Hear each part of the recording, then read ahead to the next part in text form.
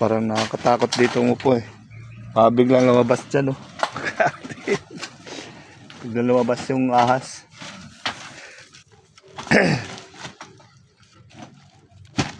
Makarinig ng tao.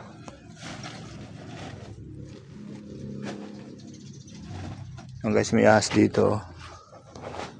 Diyan, yung tambak na yan. May nakita silang ahas dyan.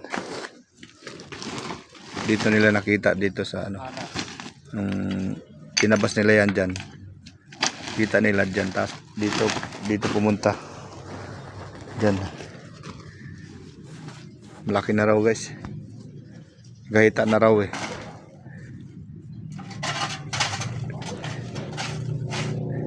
Siguro sawa yun.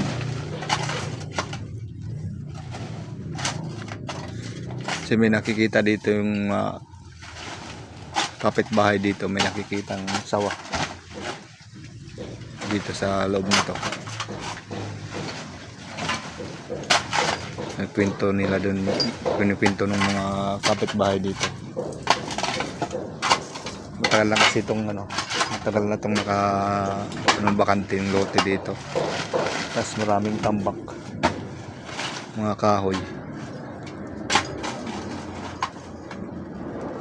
Kaya hindi